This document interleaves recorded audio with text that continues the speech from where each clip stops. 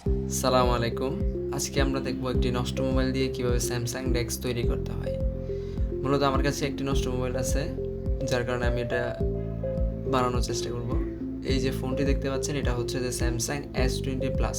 এটা ডিসপ্লে নষ্ট, display connector যেটা আছে কানেক্টরের প্রবলেম আছে। তো এটা দিয়ে মূলত আমরা একটি স্যামসাং ডেস্ক তৈরি করব। ভালো করে খেয়াল করলে দেখতে পারবেন যে ডিসপ্লে কানেক্টরে প্রবলেম আছে। যাই হোক, আমরা এই মোবাইলটি দিয়ে মূলত স্যামসাং ডেস্কটি বানাবো।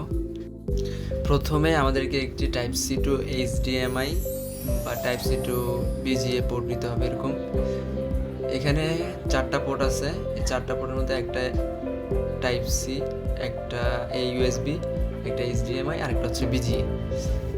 এখানে যাদের HDMI দরকার তারা HDMI ইউজ করবে, আর যাদের BGA দরকার তারা BGA ইউজ করতে পারবে। তো আমরা এখন মনিটরের যে BGA পোর্টটা আছে এই BGA পোর্টটা কানেকশন করব। এখানে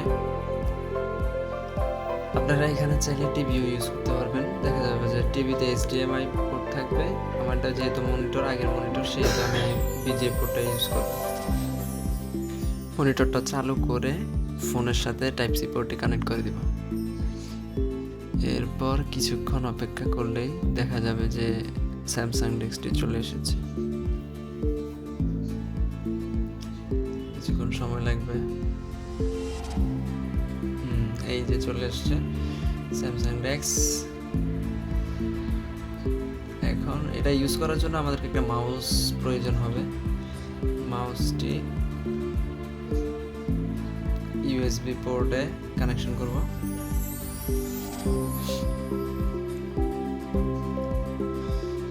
দেন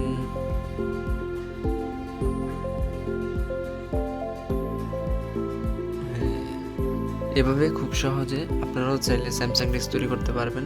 তবে খেয়াল রাখতে হবে, যে কোনো স্যামসাং ফোন দিয়ে কিন্তু আপনি স্যামসাং ডেস্ক তৈরি করতে পারবেন না, কারণ সব ফোনে স্যামসাং ডেস্ক সাপোর্ট নাই। কিছু কিছু ফোন আছে যেগুলোতে সাপোর্ট আছে। S সিরিজে যে মোবাইলগুলো, ফ্ল্যাগশিপ মোবাইল যেগুলো আছে, এগুলোতে বেশিরভাগ সাপোর্ট থাকে, যেমন S20 plus, S9 plus, S9, S8 এইসব ফোনগুলো। তো এভাবে আমরা সব কিছুই ইউজ করতে পারবো।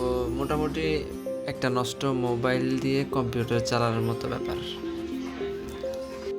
এখানে মোটামুটি ফেসবুক, ইউটিউব, অন্য যেই অ্যাপসগুলো আমরা ফোনে চালাতে পারি, ওই অ্যাপসগুলো আমরা ইউজ করতে পারবো এখানে। যেমন গেম খেলা যাবে COC, এমনকি ফ্রি ফায়ার। অনেকে গেম খেলার জন্যই মূলত স্যামসাং ডেস্কটি বানায়। তো আমি জাস্ট শেখানোর জন্য যে কীভাবে স্যামসাং ডেস্ক ইজিলি তৈরি করা যায় ওটাই। এখন আমি যদি টাইপ করতে চাই, সেক্ষেত্রে আমার এক্সট্রা একটা কিবোর্ড দরকার হবে। এখন কিবোর্ড লাগানোর জন্য আমার এক্সট্রা কোনো পোর্ট নেই, সেহেতু আমাকে একটি USB এরকম একটি হাব দরকার। হাব নিতে হবে USB, যে একটা পোর্টকে 4টা পোর্টে কনভার্ট করবে। তো এরকম একটি পোর্ট নিয়ে আমরা 4-5টা ডিভাইস কানেকশন করতে পারবো, যেমন মাউস, কিবোর্ড, স্পিকার, এইসব বিষয়গুলো। কারণ আমার যে ওই type C to HDMI port যেটা আছে, এখানে একটা USB পোর্ট আছে, সেহেতু আমাকে একটা USB হাব নিতে হচ্ছে। এখানে একটা মাউস কানেকশন করব, আর একটা কিবোর্ড কানেকশন করতে পারবো। এরকম একটা কিবোর্ড কানেকশন করব। কিবোর্ড কানেকশন করে চাইলে টাইপ করতে পারবো। আমি দেখাই দিচ্ছি। কিবোর্ডটা কানেকশন করলাম।